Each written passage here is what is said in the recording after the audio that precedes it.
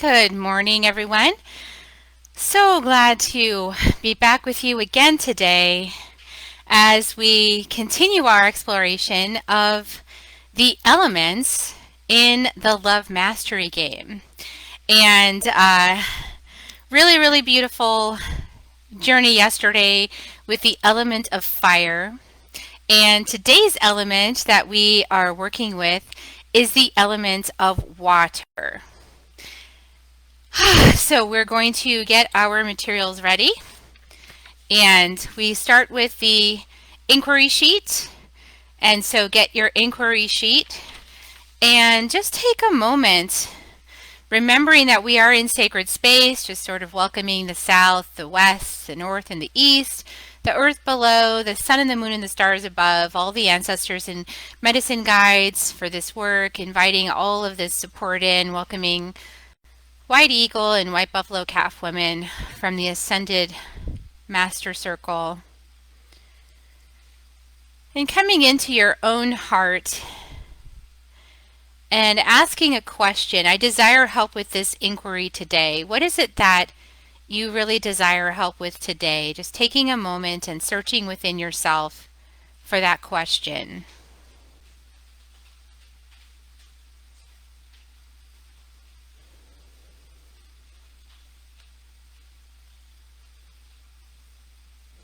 And when you have that, you can enter that on the line underneath, I desire help with this inquiry today.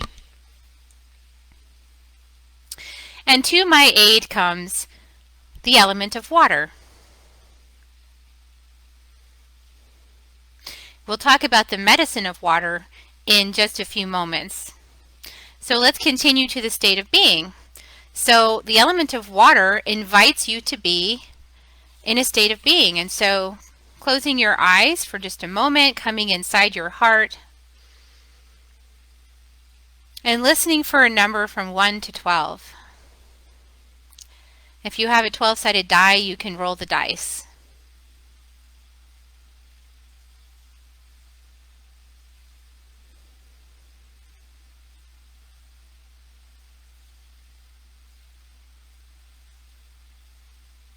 Now that you have that number, you can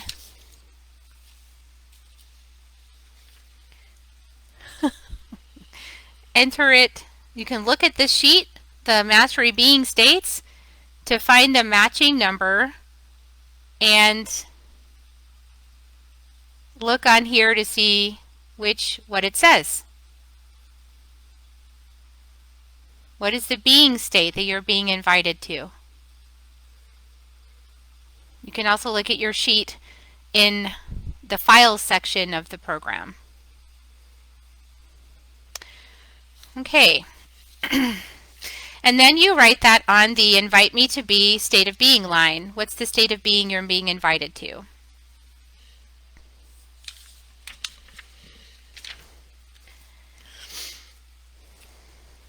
Now closing your eyes and going back inside, or rolling the dice if you have a 12-sided dice. Going back inside of yourself and listening for a number from 1 to 12.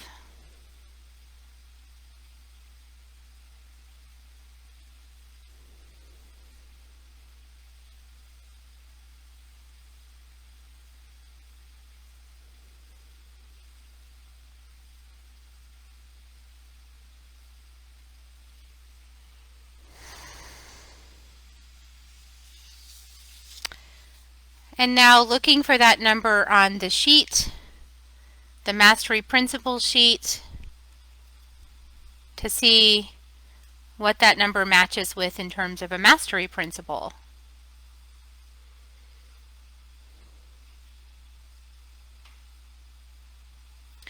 And then writing that word or phrase on the line of your inquiry sheet that says, as I master, principle of mastery.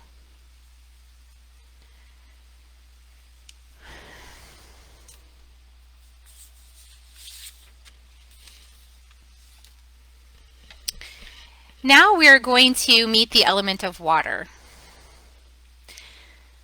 So the element of water is a powerful element on Earth because the oceans are made of water. Our bodies are 70% water. This is powerful. This means that water has a really big influence over our life experience. Water is a powerful element to be working with when we are interested in healing and rejuvenating, when we're interested in transformation. Water is a huge ally for assistance as we move into this world of transformation. So there's some really interesting work that Masaru Emoto, Masuro Emoto, Masaru Emoto, did beautiful research work on water, the element of water, and its conductivity for intention. So he did many experiments, enough to prove scientifically the power of water in conveying intention.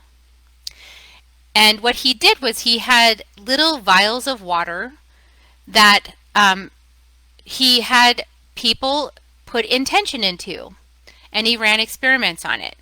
So one person would have a little vial of water, and they would hold that water, that little vial of water, or they would just look at the vial of water, and they would feel love, for example. And they would expand the vibration of love inside their being while looking at that glass of water.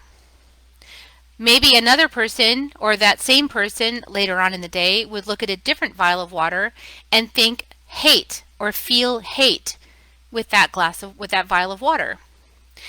Now, all of the vials of water being given different emotional experiences, different frequencies of words, different vibrations through the word, the intention of the emotion being conveyed to the water. And then they would take a drop of each water onto a petri dish and freeze it in place, and then look at it under a microscope. And what they found was that the water that had loving intentions, such as love, compassion, joy, all of the frequencies we consider to be positive, would have really symmetrical, beautifully formed snowflakes on the petri dish, on the frozen. As it froze in the form of a beautiful snowflake that was very symmetrical and perfect in every way.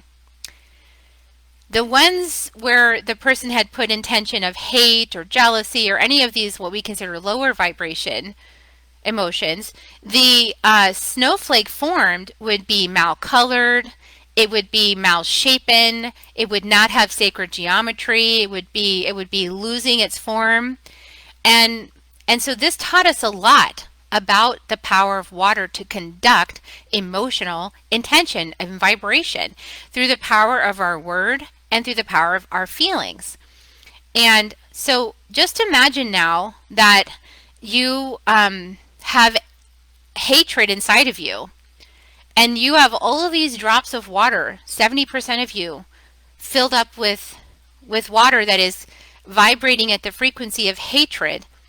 That on the petri dish, would be a malformed snowflake. It would be a very discolored and, kind of out of balance, out of sorts snowflake. That's the not self. Because the self is perfection. The truth is perfection.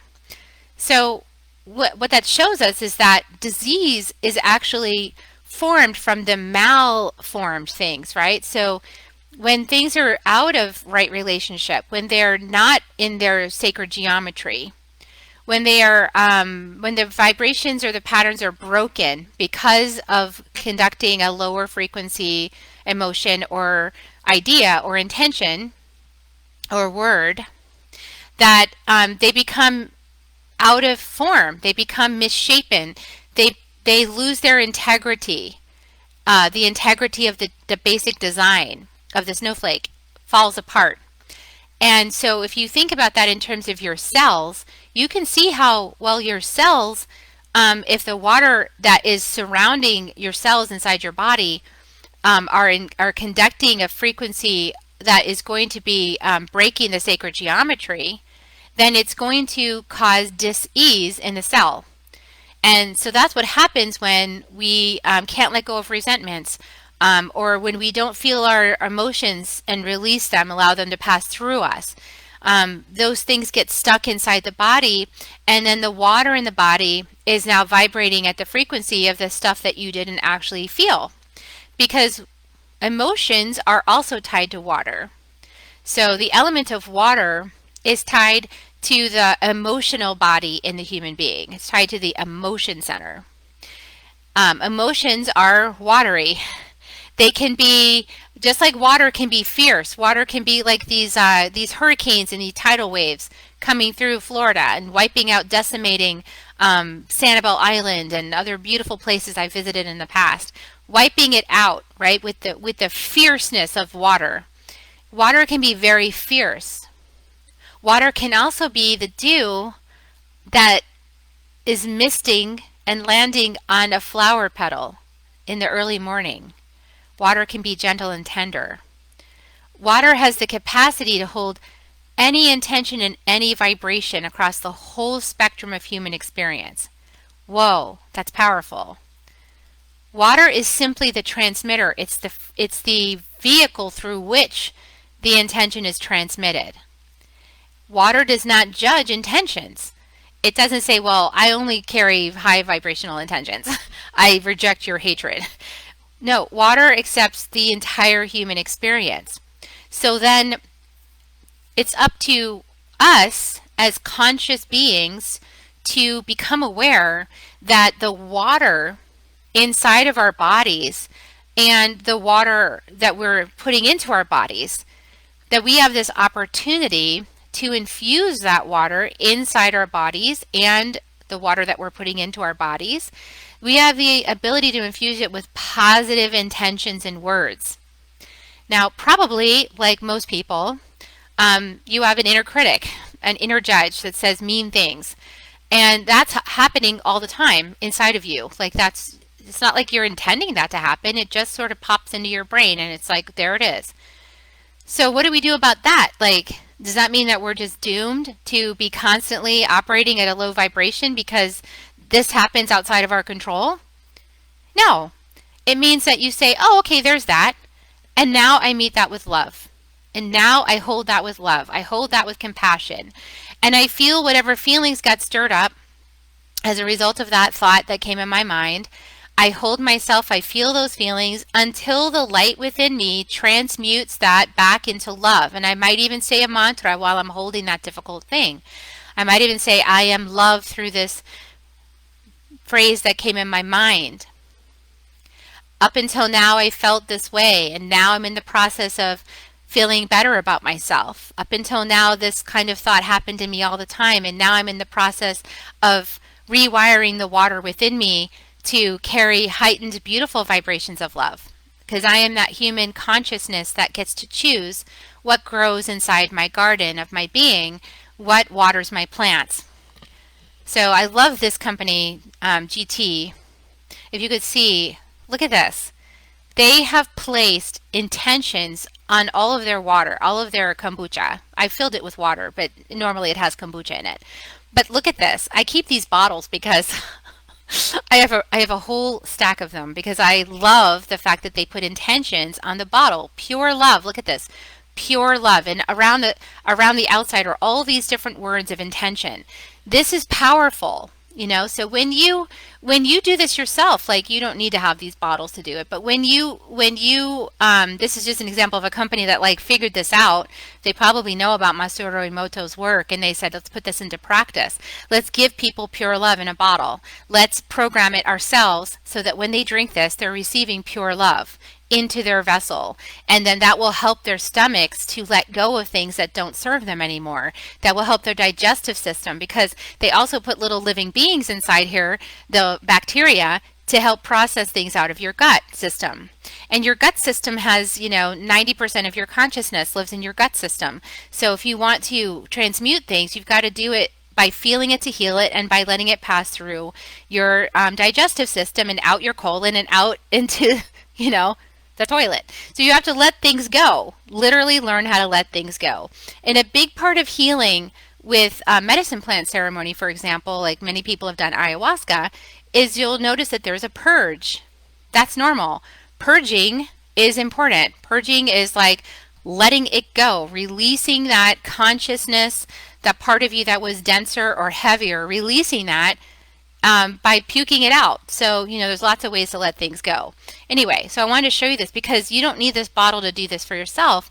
You can actually do this. You can make a jug of water and you can write the words on it, decorate the bottle however you want, and put the words in the intentions on the water that you want to imbibe into your body.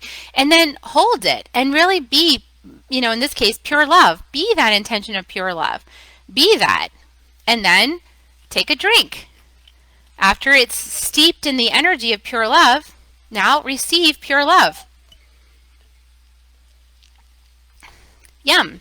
So it can be just like that. And it seems like it can't be that simple. That's not. It is. It is that simple. It really is. It's that simple.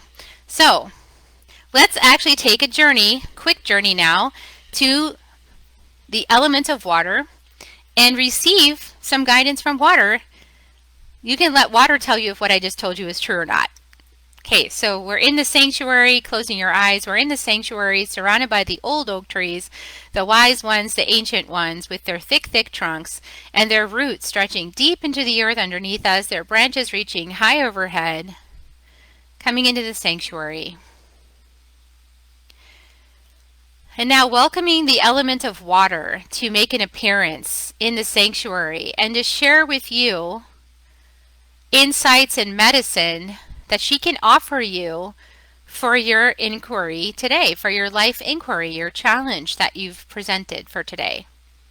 So just take a few moments and receive the element of water in her medicine. What does she have to share with you?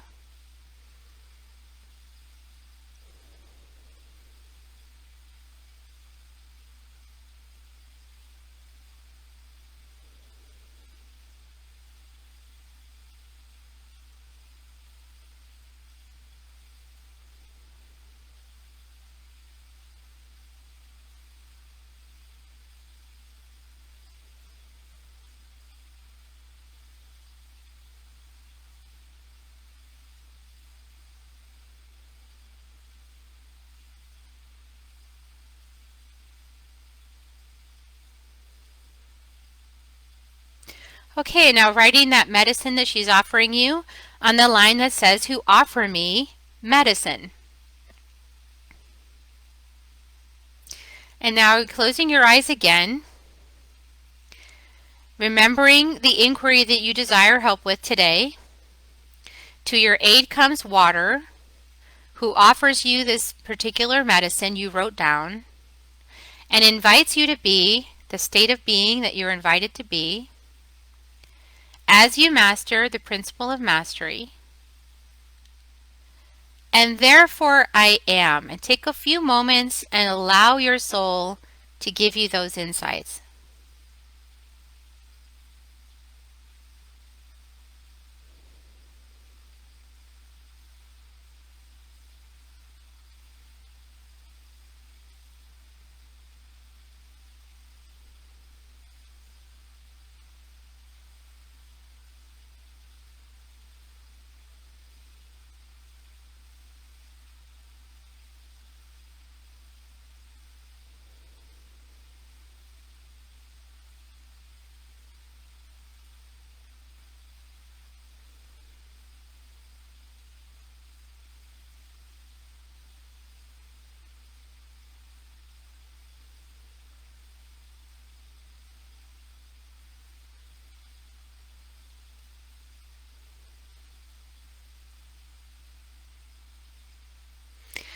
Okay, now you can write down your insights on your sheet of paper under "Therefore I am."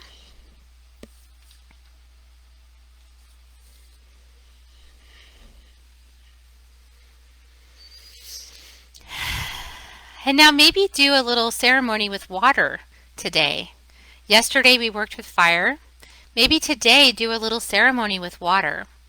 Maybe get a bottle or a glass, fill it up with water, and put a post-it on it with a word of intention for yourself. Maybe hold that glass and feel that intention and transmit that energy of that intention into the water. And then maybe drink that water and see, just notice.